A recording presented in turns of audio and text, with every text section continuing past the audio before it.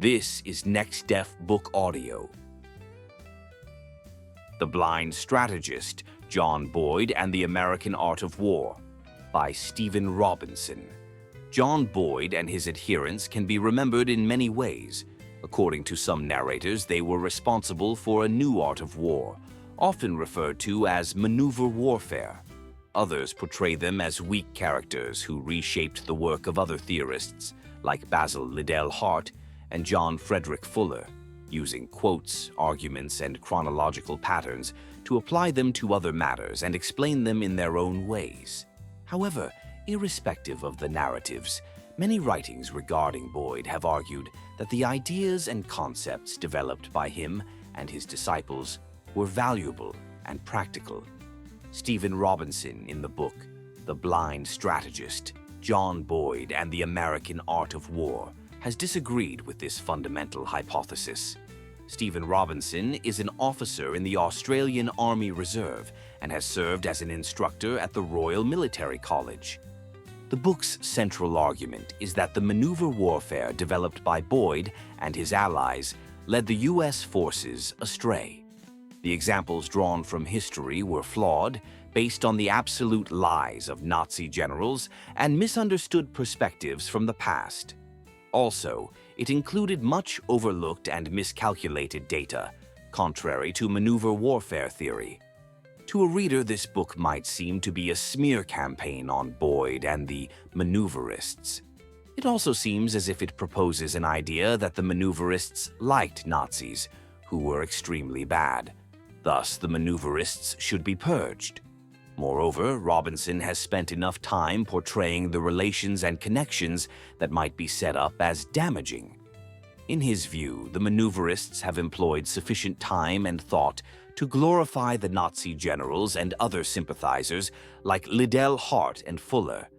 The author has explained in depth in several ways that such admiration distorted theorists' modern-day understanding of World War II land-based combat and the roots of the theories they advocate.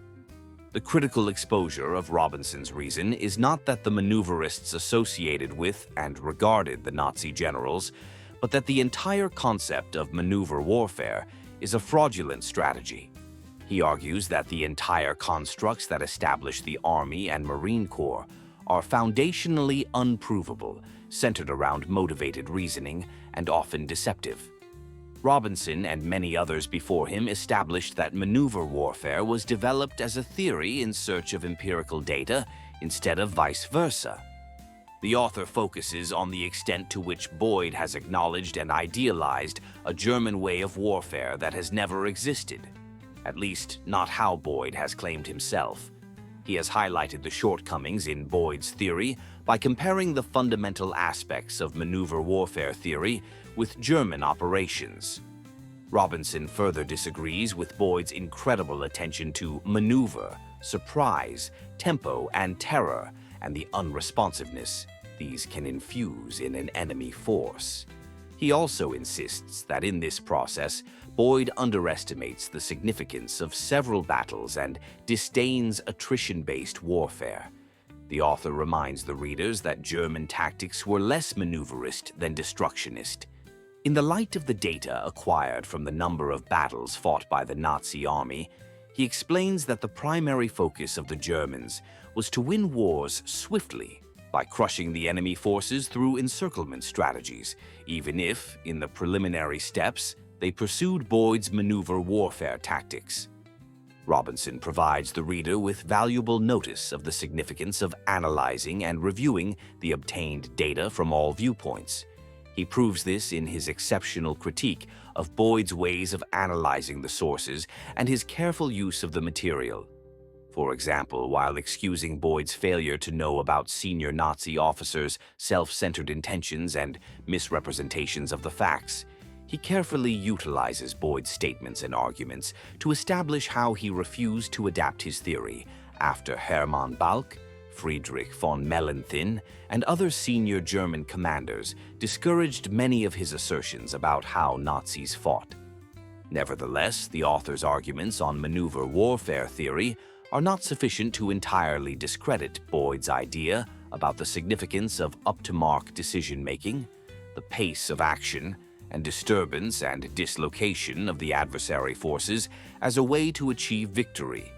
In his theory, Boyd explains the ideal type of war and how to fight that way.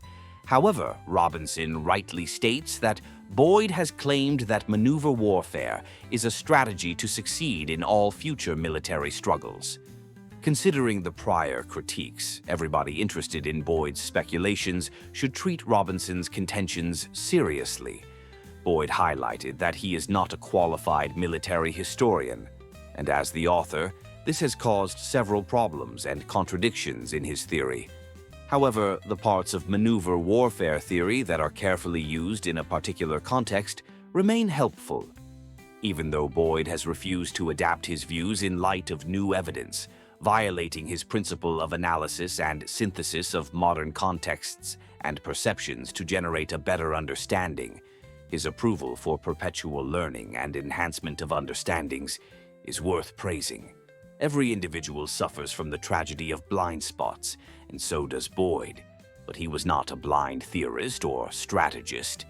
He may not be an excellent military historian, but his ideas are significantly helpful in understanding an armed conflict.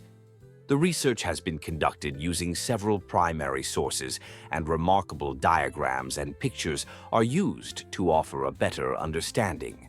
Being well-referenced research, it includes a bibliography that offers an all-encompassing range of sources a military historian must read. The book is helpful for scholars, students, and historians who crave to critically understand why and how the U.S. military force conducted and won wars.